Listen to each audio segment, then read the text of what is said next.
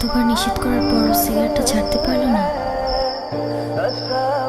তোমার মনে আছে এই সিগারেটটার জন্যই কিন্তু আমাদের পরিচয়টা হয়েছিল।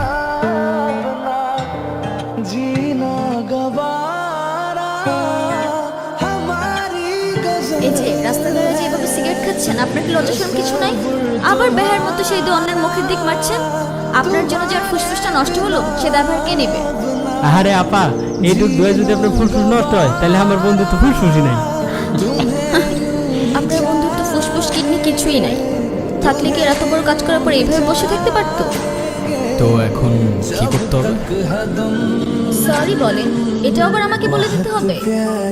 আপা আপনার সাহস তো কম না, আপনি কারে কি কইতেছেন? সরি।